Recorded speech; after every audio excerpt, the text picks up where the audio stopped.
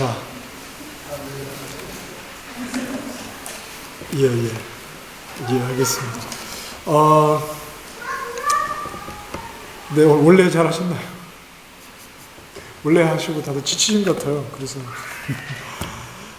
자, 저기 말씀을 보십시다. 우리 데살로니가 전서에 이제 사도 바울이 종말에 대한 내용, 특히 예수 그리스도의 이제 오심과 관련된 내용들을 교회가 가진 오해를 풀어주기 위해서 편지를 썼죠. 그런데 우리가 특별히 이제 지난주에 우리가 함께 살폈던 말씀들을 좀 보면 예수님의 재림과 관련된 내용이 뭔가 우리가 읽었을 때 좀 명확하지 않은 좀 그런 느낌이 좀 들기도 합니다. 그 4장 16절에 보면 주께서 호령과 천사장의 소리와 하나님의 나팔 소리로 친히 하늘로부터 강림하신다. 그리고 17절에 성도들이 구름 속으로 끌어올려 공중에서 주를 영접하게 하신다. 예수님의 재림은 그야말로 모든 교회가 기다리고 있는 그런 영광스러운 시간이고, 또 하나님께서 창세전에 계획하셨던 그 모든 일들의 성취가 그 완전한 구원이 이루어지는 그러한 모든 하나님의 사역의 절정이라고도 볼 수 있죠. 그런데 이러한 재림에 대한 내용을 단 두 줄로만 설명을 하고 있는 것은 본문이, 즉 데살로니가 전서가 예수 그리스도께서 다시 오실 때의 상황을 우리에게 설명하는데 그 중점이 있는 것은 아니기 때문에 그렇습니다. 대략적인 이미지를 바울이 두 절로 예수님의 재림과 관련된 내용을 설명을 할 뿐인 것은, 그러면서 우리가 읽으면서도 그래서 예수님의 재림의 때에 대해서 뭔가 조금 더 명확해지기를 바라는 좀 이런 마음을 가지게 되는 것은, 바울이 그 상황을 설명하려고 하는 것이 아니라 교회가 가지고 있던 종말에 대한 오해를 설명하기 위해서 어떤 좀 최소한의 내용으로 또 함축적으로 이 말씀을 이렇게 기록하고 있는 것 같습니다. 우리가 16절과 17절의 말씀을 문자적으로 이해하려고만 하지 말고 좀 상징적으로 이해할 필요가 있다, 이렇게 지난 시간에 말씀을 드렸는데, 재림 때 울려 퍼지는 하나님의 나팔 소리를 실제로 온 세상이 들을 수 있는 그런 물리적인 나팔 소리로 보기보다는 좀 상징적인 의미가 있는 것으로 이해할 수 있습니다. 그래서 이제 칼빈도 이 말씀을 문자적으로 이해하기보다는 좀 상징적인 의미가 있다, 이렇게 보고 있는데, 나팔 소리가 나타내는 그런 의미가 뭐냐 하면, 예수님이 이 땅에 다시 오실 때 하늘의 영광 가운데 오시는 그 예수님의 어떤 출현, 예수님의 신의 현현, 예수님의 재림 주님의 나타나심에 대한 그 어떤 위엄을 드러내기 위해서 큰 나팔 소리로 이렇게 표현을 한 것으로 볼 수 있다, 이렇게 봤죠. 그리고 또한 성도들이 구름 속으로 공중에 올려지는 것도 상징적으로 좀 볼 필요가 있다고 그랬습니다. 구름은 하나님의 임재와 관련해서 그 임재를 보이는 하나의 어떤 큰 이미지, 그림이기 때문에 그 구름 속으로 올려진다는 것은 우리 성도들이 공중부양을 한다는 그런 말이라기보다는 그 영광 중에 임하시는, 그래서 누구도 그 하나님의 영광에 다가갈 수 없었던 그 영광의 주님의 재림에 누가 나아가서 누가 맞이할 수 있느냐? 바로 우리 성도들.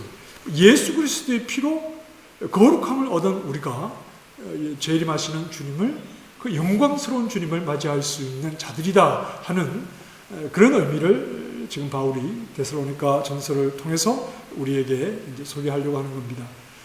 워낙 예수님의 재림에 대한 그런 영화라든지 그런 것들이 문자적으로 해석을 해놓은 부분들이 많아서 우리가 주님 오실 때 나팔 소리가 울려 퍼지고 공중으로 구름 속으로 이렇게 올라가는 것을 생각을 하지만 좀 상징적인 의미가 있다 하는 것을 우리가 생각을 좀 해야 되겠죠. 예수님의 재림을 이렇게 상징적으로 전하는 이유는 크게 두 가지인데, 하나는 예수님의 재림의 상황을 우리의 언어로 다 표현하기에는 한계가 있기 때문이다.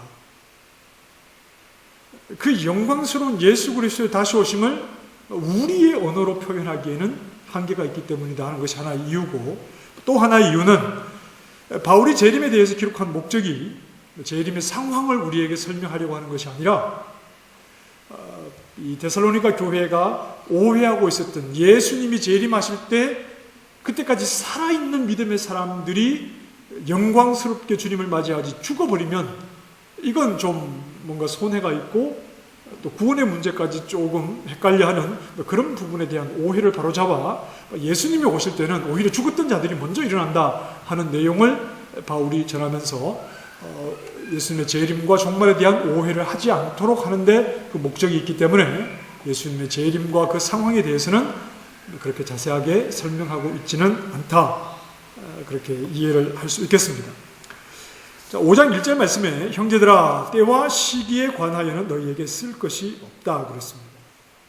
그리고는 2절부터 때에 대해서 설명을 하죠.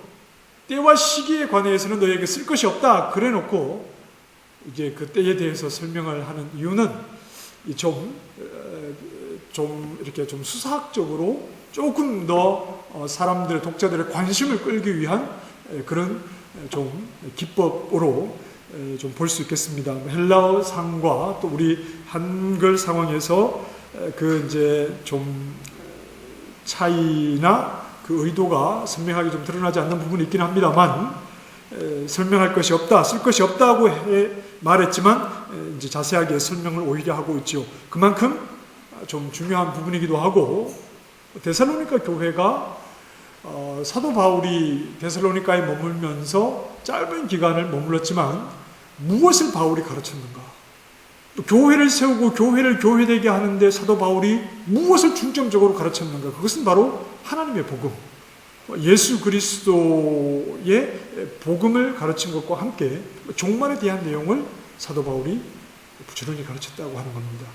교회가 없는 곳에 복음을 전하여 교회를 세우면서 바울이 가르쳤던 내용은 바로 복음과 종말에 대한 내용이 바울이 교회에게 가르쳤던 아주 중요한 핵심적인 그런 내용이었다 하는 거죠.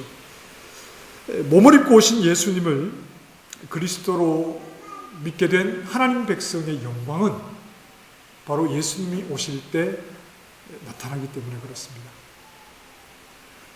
예수 그리스도를 믿는 하나님의 백성된 우리의 영광은 언제 나타나느냐 하면 바로 예수님께서 다시 오실 그때의 놀라운 그 영광에 우리가 참여하게 될 것이기 때문에 그렇습니다. 지금은 예수님을 주님으로 퀴리오스로 고백하는 것 때문에 데살로니가 교회가 어떤 상황에 놓여 있죠? 많은 박해를 당하고 있죠. 어려움을 겪고 있습니다.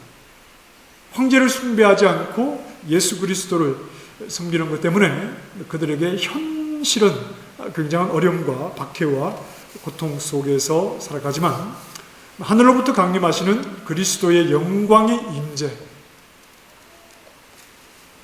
그 영광의 임재를 맞이할 수 있는 자들은 오직 그리스도인들만, 예수 그리스도의 복음으로 하나님의 자녀된 그리스도인들만 그리스도의 영광의 임재를 기쁘게 맞이할 것이고 그 영광 속으로 나아가게 될 것을 사도 바울이 이 복음을 전하면서 데살로니가 교회에 많이 강조를 했었다 하는 겁니다. 자, 그러고 보면 오늘 적지 않은 이제 한국 교회 성도들이 어쩌면 여기는 우리도 포함이 됩니다. 여전히 예수를 믿어서 이 땅에서 어떤 박해와 어려움 없이 힘들지 않고 편안하게 세상의 것을 많이 누리며 살겠다는 생각 자체는 사도 바울이 전했던 복음의 내용과는 조금 거리가 있는 것 같습니다. 상당히 거리가 있다고 말해야 되겠죠.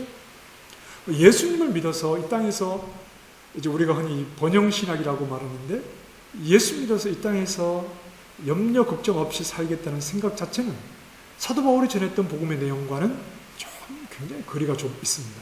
그것이 아니라 바울은 우리가 하나님의 백성으로서 영광을 얻을 때는 예수님께서 다시 오시는 그때 하나님 백성된 우리가 얼마나 영광스러운 신분이었는지 그때가 드러나는데 그때가 올 때까지 이 땅에서 어려움이 있고 박해가 있고 고난이 있지만 믿음 안에서 잘 지켜나가자 하는 것이 전반적으로 바울이 1세기에 선포했던 복음의 내용입니다. 그러나 바울이 복음과 종말이 얼마나 긴밀한 관계가 있는가, 복음 안에 있는 자들이 왜 종말을 기다려야 하는가, 재림을 기다려야 하는가에 대한 가르침과 달리 시간이 좀 많이 지나서 그럴 수도 있겠습니다만 우리가 전하고 우리가 듣고 싶어하는 말은 주님이 오실 때 오시겠지만 이 땅에서 좀 편안하게 복받아 잘 살자 하는 것이 요즘 교회가 좀 관심 있어 하는 부분이 아닌가 이런 생각이 듭니다. 그리스도인의 영광은 예수님이 오실 때 드러나죠. 오히려 예수님이 오실 때 그 영광이 드러나기 위해서 그리스도인들은 이 땅에서 고난당함으로 그리스도인의 영광이 확인되는 겁니다. 그리스도인의 영광은 예수 그리스도의 종말에 재림에 드러나는 그리스도인의 영광은 이 땅에서 오히려 고난받음을 통해서 그 영광이 확인되는 것이죠. 예수님 이런 말씀하시죠. 세상이 너희를 미워하면 너희보다 먼저 나를 미워한 줄 알라 그랬습니다. 예수님은 세상으로부터 미움을 받으셨죠. 그리고 우리 역시 세상으로부터 미움을 받게 되는 것입니다. 세상으로부터 미움을 받는 예수님은 그분이 가신 길은 세상이 부러워할 만한 길이 아니었습니다. 세상으로부터 미움을 받는 예수님께서 가신 길은 세상이 그 길을 가고 싶어서 부러워하는 길이 아니었습니다. 그럼 우리에게 영광의 길 역시 주님이 가신 길을 뒤따르는 것이다 하는 것을 우리가 생각을 해야 되겠죠. 우리에게 무엇이 영광입니까? 우리가 걷는 길이 어떤 길이 영광입니까? 우리 주님이 가신 길이 영광이고 세상으로부터 미움을 받으신 예수님께서 가신 그 길을 역시 우리도 주님 뒤를 따라 걷기를 좀 주저하지 않아야 하는 것이 우리 그리스도인들이 가야 할 길이 아니겠습니까?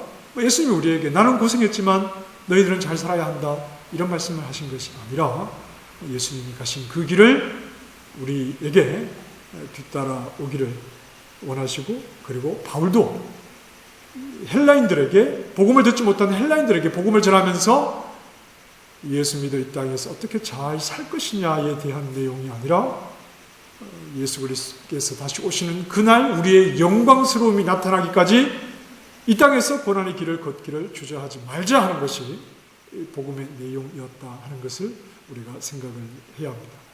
그리스도인들이 국회의원이 되고 대통령이 되고 해서 과연 하나님이 영광 받으시는지는 의문입니다. 한국의 장로가 대통령이 되기도 하고 많은 성도들이 국회의원이 되기도 했는데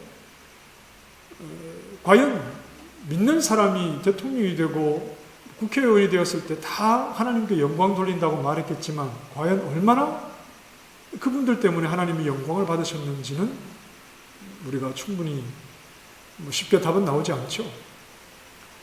예수 믿는 사람이 대통령이 되면 하나님께 영광이라고 우리는 말했지만 그래서 대통령이 되었더니 얼마나 세상이 하나님께 영광을 돌리던가요? 별로 그렇지는 않습니다.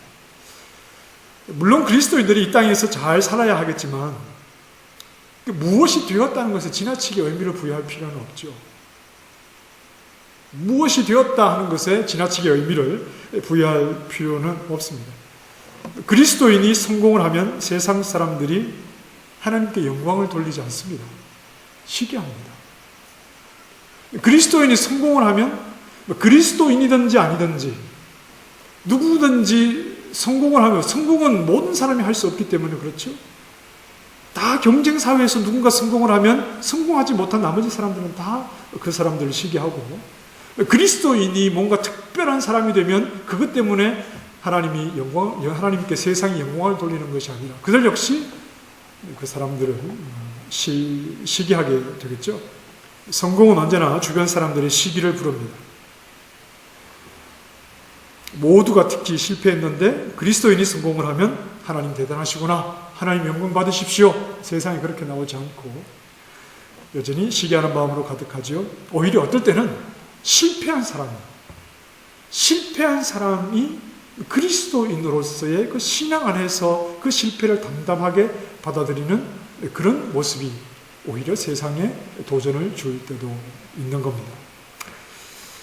지나치게 우리가 이 땅에서 무언가를 얻고 이 땅에서 영광을 얻으려고 하는 그런 좀 번영신학에 치우친 생각은 사도 바울이 전한 복음의 내용과는 거리가 멀다 하는 것을 우리가 좀 생각을 해야겠습니다.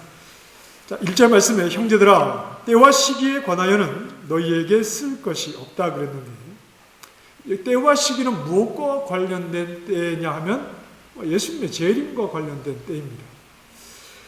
여기서 이제 헬라어가 때는 크로노스, 시기는 카이로스. 때와 시기, 크로노스와 카이로스, 이제 이렇게 표현을 하는데 여러분 좀 익숙하지 않으시나요? 이런 표현들 들어보셨죠? 크로노스, 카이로스. 이렇게 이제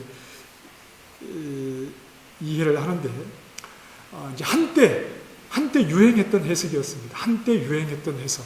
지금은 그렇지 않다는 말이겠죠? 크로노스와 카이로스. 이렇게 이제 시기를 둘로 나누었죠. 시간에는 두 종류가 있다. 하나는 크로노스고 하나는 카이로스다. 크로노스는 일반적인 시간이다. 그냥 기계적으로 흘러가는 시간, 달력의 시간이죠. 지금 10월 아닙니까? 이렇게 그냥 기계적으로 이렇게 그냥 자동적으로 흘러가는 시간을 이제 크로노스 이렇게 말하고, 카이로스는 그 가운데 어떤 특별히 기회가 되는 어떤 시각을 이제 카이로스라고 말합니다. 그래서 어떤 말을 하느냐 하면, 크로노스가 항상 흘러가지만 일반적인 시간 속에 우리는 카이로스를 만들어야 된다. 일반적인 시간의 흐름 속에 뭔가 나에게 특별한 어떤 의미가 있는 그런 시간을 만들어야 된다. 이렇게 시간을 오해를 했습니다. 그래서 믿음으로 크로노스, 흘러가는 시간을 카이로스, 나에게 결정적인 때가 되게 하라. 가나안 정탐을 했던 12명의 정탐꾼 가운데 여호수아와 갈렙은 40일이라고 하는 흘러가는 크로노스를 믿음으로 카이로스로 만들었다. 이런 얘기들을 하지요. 그래서 시간을, 여기서 때와 시기를 크로노스와 카이로스라고 하는 두 헬라어로 말하니까 일반적인 시간 속에 나에게 특별하게 의미가 있는 시간으로 그렇게 두 시간을 이제 해석을 했었습니다. 한때 그렇게 유행을 했죠. 그러나 지금은 그렇게 보지 않죠. 이 크로노스와 카이로스를 특별한 어떤 의미로 그렇게 차별해서 보지 않습니다. 예수님께서 부활하신 후에 누구를 만나십니까? 베드로를 만나셔서 예수님께서 세 번의 질문을 하시죠. 어떤 질문을 하시죠? 네가 나를 사랑하느냐? 그 세 번의 질문에 사용된 헬라어가 다르죠. 하나는 아가페를 썼고 하나는 필레오를 썼습니다. 그래서 아가페적인 사랑, 필레오적인 사랑, 우리가 이제 이렇게 그렇게 이제 해석을 해왔지만 그 두 단어 역시 같은 의미죠. 아가페적인 사랑, 필레오적인 사랑, 아가페가 안 되니까 필레오를 요구했. 그게 아니라 똑같은 의미를 두 단어로 그렇게 반복적으로 표현하는 겁니다. 오늘 본문에도 크로노스, 카이로스라고 하는 두 헬라가 쓰였지만 그것이 두 단어가 특정한 의미를 가지는 말이 아니라 동일한 말을 반복적으로 그렇게 사용을 해서 표현한 것뿐이죠. 우리말에도 때나 시기는 같은 말 아닙니까? 자, 때와 시기는 바로 주님께서 다시 오시는 날입니다. 2절에 주의 날이라고 그랬습니다. 2절 말씀에 주의 날은 밤에 도둑같이 이른다는 것을 너희가 자세히 안다. 그런데 4절에는 이렇게 말하죠. 형제들아 너희는 어둠에 있지 아니하매 그 날이 도둑같이 너희에게 임하지 못하리니 그랬습니다. 자, 그렇다면 2절에는 주의 날은 밤에 도둑같이 이른다. 그러나 4절에는 너희에게는 도둑같이 임하지 못한다. 자, 그렇다면 여러분, 성도들에게는 주의 날이 도둑같이 온다는 말입니까? 도둑같이 오지 않는다는 말입니까? 뭐죠? 도둑같이 온다는 말인가요? 도둑같이 오지 않는다는 말인가요? 자, 일반적으로 도둑이 드는 조건이 뭐죠? 밤이죠. 물론 낮에도 도둑이 들기도 하겠습니다만 일반적으로 도둑이 드는 조건은 밤입니다. 그러나 성도는 어디에 있지 않다고 그랬습니까? 4절에? 어둠에 있지 않습니다. 밤에 있지 않습니다. 그러니 도둑이 듭니까? 안 듭니까? 도둑이 들지 않지요. 주의 날이 밤에 있는 자들에게는 도둑같이 임합니다. 도둑이 들 조건이잖아요. 그러나 밤에 있지 않는 자들은 어디에 있다는 말입니까? 빛에 있다는 말이죠. 낮에 있다는 말입니다. 그러니 도둑이 들 조건이 되지 못하는 것이죠. 그래서 빛에 있는 자들, 낮에 속한 자들에게는 주의 날이 도둑같이 임할 수가 없다는 말입니다. 성도들이 주님이 언제 오실지를 알아서가 아닙니다. 그게 아니라 5절에 보면 빛의 아들, 낮의 아들이기 때문에 밤과는 무관한 자들입니다. 자, 여기서 아들이라는 표현이 있죠. 빛의 아들, 낮의 아들.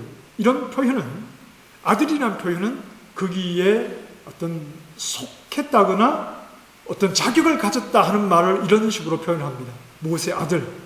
그래서 성도들을 가리켜서 빛의 아들, 낮의 아들 이렇게 표현했다는 말은 성도들은 낮에 속해 있는 자들입니다. 빛에 속해 있는 자들입니다. 빛에 속해 있는 자들이기 때문에 어둠으로 갈 수 있습니까? 없습니까? 없습니다. 빛에 속했다가 어둠에 속했다가 하는 것이 아니죠. 성도들은 다 낮에 속해 있고 그 신분이 다 빛입니다. 그러니 어둠에 갈 수가 없는 것이죠. 그러니 주의 날이 도둑같이 임하게 되는 자는 어디에 속해 있는 자들입니까? 밤에 속해 있는 자들에게는 주의 날이 도둑같이 오지만 더 이상 밤에 속하지 않고 빛의 낮에 속해 있는 자들에게는 주의 날이 도둑같이 올 수 있을까요? 없을까요? 없겠죠. 그 얘기를 지금 하는 것입니다. 주의 날은 심판의 날이죠. 모든 것을, 모든 어둠의 세력을 심판하시는 심판의 날입니다. 그 날이 도둑같이 올 줄 모르고 밤에 속한 자들은 어떻게 살아가고 있느냐 하면, 자, 3절 말씀. 그들이 평안하다, 안전하다 말하며 살아가고 있는 겁니다. 누가요? 누가 그렇게 살아간다고요? 그들이 평안하다, 안전하다. 여기서 그들은 누구를 가리키냐 하면, 좀 좁게 말하면 데살로니가에 살고 있던 사람들입니다. 좁게 이야기하면 데살로니가에 살고 있던 불신자들을 말하죠. 자, 데살로니가는 비아 에그나시아라고 하는 그 로마로 향하는 주요 도로상에 있는 아주 큰 도시였습니다. 큰 도시였는데 이 사람들은 굉장히 친로마적인 성향을 가지고 있다고 했죠. 그리고 로마 황제를 숭배하던 사람들이었습니다. 이 데살로니가 사람들에게는 무엇이 그들의 그 생각, 그들의 이데올로기였냐 하면 팍스 로마나라고 하는, 라틴어로 팍스 로마나라고 하는 것이었습니다. 로마의 평화, 이런 거죠. 너희가 로마 황제를 잘 섬기고 세금 잘 내고 우리가 시키는 대로 잘하면 우리 군대가 너희를 지켜주겠다. 그래서 너희에게 평화를 줄 것이다. 이 팍스 로마나의 이데올로기 속에 이 데살로니가 사람들은 그렇게 로마를 섬기며 그 정신을 가지고 살았습니다. 그러니 그들이 친로마적인 성향을 가지고 로마를 잘 섬기고 있었기 때문에 그들은 평안하죠. 지금도 큰 도시를 이루어서 그들은 안전하죠. 로마 군대가 그들을 지켜주니까. 그 평안하다, 안전하다 하는 자들은 데살로니가에 살고 있던 이 불신자들, 여전히 로마에 의지해서 로마가 주는 평화와 안전 속에서 살아갈 것이라고 생각을 했던 그 사람들을 가리킵니다. 자, 그러나 하늘로부터 내려오시는 진정한 퀴리오스는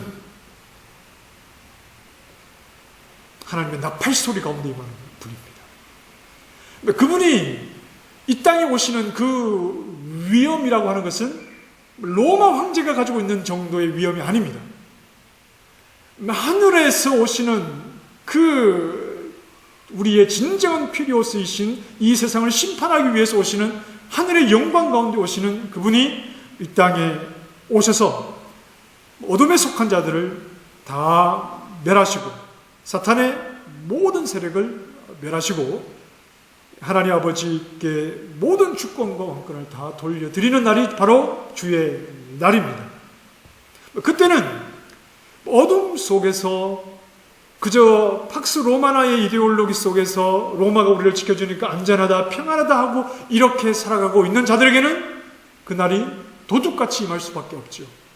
그들은 전혀 예수님의 영광스러운 재림에 대한 생각을 하고 있지 않기 때문에 그렇습니다.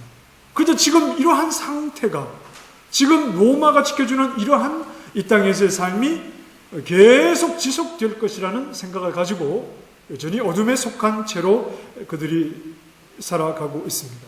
그러니 주의 날을 전혀 예비할 수가 없고 갑자기 그날이 임하게 될 때 그들은 하나님의 두려운 심판을, 로마가 지켜주지 못하는, 로마의 평화가 보장해주지 못하는 하나님의 두려운 심판을 그들은 피할 수 없게 되는 것이죠. 그러니 그들에게 임하는, 도둑같이 임하는 하나님의 심판이 될 수밖에 없는 겁니다. 자, 그러나 성도들은 낮에 속했지요? 빛의 아들입니다. 우리는 역시 주님 오시는 날을 정확히 알지 못합니다.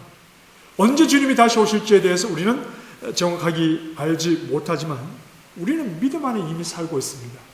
이미 빛에 속한 자들로 살고 있고 예수 그리스도를 믿어 구원을 얻었고 하나님의 백성이라는 우리의 영광스러운 신분이 예수 그리스도께서 다시 오시는 그날 나타날 것임을 우리는 알고 있기 때문에 예수님의 재림을 기다리며 살아가고 있는 자들입니다. 그분이 언제 오실지 우리는 알지 못하지만 그분이 갑자기 오신다고 해도 이미 우리는 낮에 속한 자들로 예수님의 다시 오심을 기다리며 살아가고 있기 때문에 도둑같이 우리에게 그 날이 임할 수는 없는 겁니다. 하나님의 백성된 우리에게 어쩌면 우리 안에도 여전히 하나님을 알지 못하는 세상 사람들처럼 그저 이 땅이 천년만년 될 줄 알고 이 땅에서 잘 먹고 편안하게 사는 것만을 관심을 가지고 있는 성도들이어서는 안 됩니다. 간간히 그런 생각하시지 않습니까? 예를 들어서 몸이 많이 아픕니다. 그러면 그냥 주님 빨리 오시면 좋겠다. 뭐가 하는 일이 막 잘 안 되고 막 힘들고 어려울 때 정말 주님 빨리 오시면 좋겠다. 이런 생각 하시지 않나요? 오히려 그런 생각을 문득문득이라도 할 수 있다는 것이 감사한 겁니다. 너무 이 땅에서 누리는 것이 많고 이 땅에서 가진 것이 너무 많고 남부럽지 않게 너무 그렇게 살다가 보면 주님 좀 천천히 오시면 좋겠다. 좀 내가 가진 것 아직 이 통장에 돈이 두둑한데 이거 절반도 못 썼는데 벌써 주님 오시면 안 되지. 그것보다 때로는 세상에 사는 것이 힘들고 때로는 지치고 때로는 세상에 별 낙이 없어서 주님 빨리 오시면 좋겠다 이런 생각을 가지게 되는 것이 은혜인 줄 아시기 바랍니다. 아멘이 안 되시나 봐요. 지금 이렇게 우리가 웃고 있지만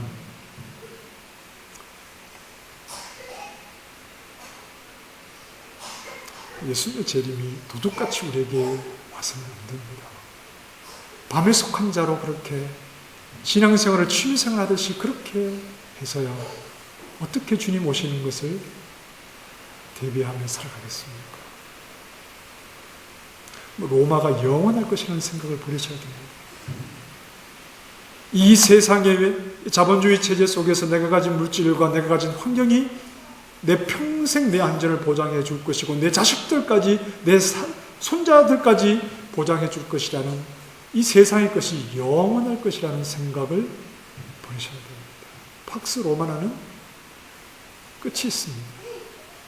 영원히 우리를 안전하다 편안하다 그렇게 지켜줄 수 없는 것이죠. 세상의 물질과 권력이 나에게 평안을 보장해 줄 수 있다고 생각하지 않아야 합니다. 오히려 어둠인 세상으로부터 미움을 받으며 우리 주님 다시 오실 영광스러운 날을 기대하며 깨어 있어야 할 줄 압니다. 이 땅은 우리에게 참된 평화를 주지 않습니다. 이 땅은 우리에게 참된 영광스러움을 주지 않습니다. 참되다는 말은 영원한 것입니다. 지속적인 것이어야 합니다. 세상은 우리에게 지속적인 평화를 주지 않고 영원한 영광을 우리에게 절대 주지 못합니다. 그러니 이 땅에서 그런 것을 찾으려고 하시면 안 되고 억지로 그런 것 속에 내 모든 것을 맡기려고 해서도 안 됩니다. 빛의 아들, 낮의 아들답게 우리가 영광 중에 맞이할 그 주님을 우리는 기다려야 됩니다. 여러분, 세상에 아무리 많은 것을 얻어도 그것이 우리의 영광스러움을 나타내지 않습니다. 세상에서 우리가 아무리 잘 되어도 그 자리가 우리를 영화롭게 하는 것이 아니고 하나님께 영광을 드러내는 것도 아닙니다.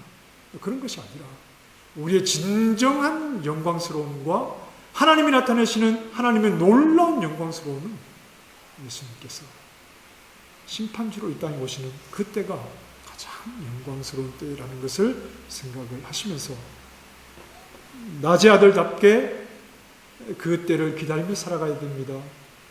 지나치게 세상의 가치관 속에 빠져 계시지 마시고 자본주의에 물들지 마시고 성경이 우리에게 어떤 경제관에 대해서 이야기하고 성경이 우리에게 어떻게 살아야 할 것인지에 대해서 더 귀를 기울이시면서 세상의 가치관에 성경을 끌어당기려고 하지 마시고 성경을 따르기 위해 세상의 가치관을 감히 담대히 포기하고 주님을 따라갈 수 있기를 바랍니다. 금방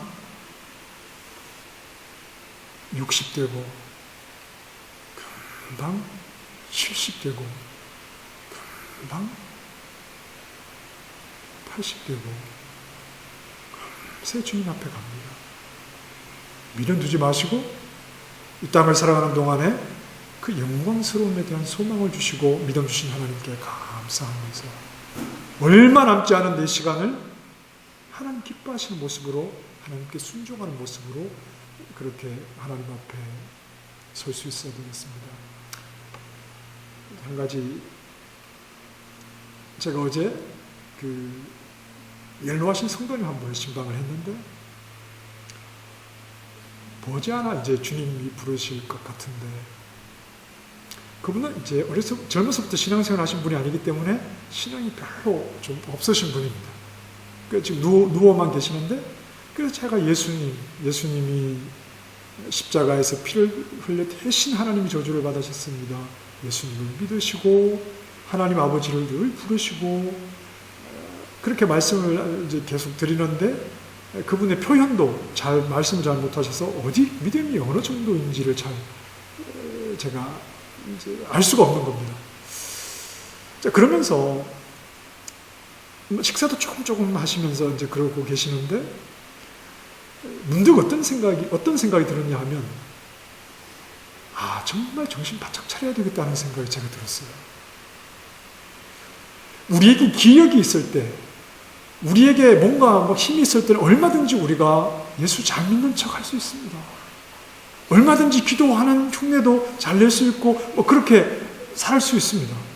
그런데 그 상황이 되면 내 기력이 다 쇠해지게 되면 그동안 내가 예수 믿는 척, 그리스도인인 척, 하나님 사랑하는 척 해왔던 것은 다 사라지고 맙니다.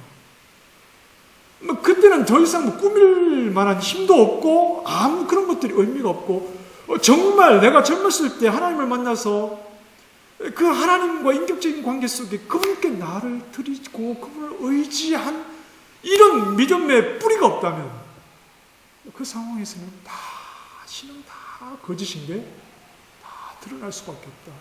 정말 정신 차려야 되겠다.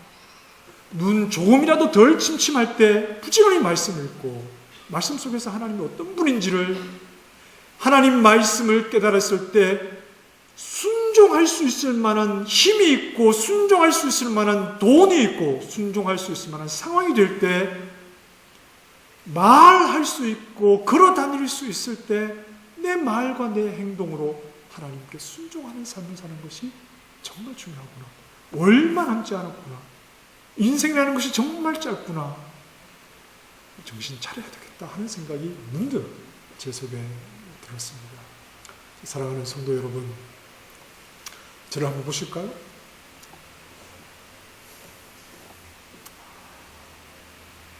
우리의 영광스러움이 이 땅에 있지 않습니다. 그러니 너무 이 땅을 욕심내지 마시기 바랍니다. 내가 죽을 때까지 주님이 오시지 않는다는 보장은 없습니다. 주님은 오늘 오후에라도 오실 수 있습니다. 바울은, 데살로니가 성도들은 주님이 자신들이 죽기 전에 오실 거라는 그런 큰 확신을 가지고 믿음 생활을 했습니다.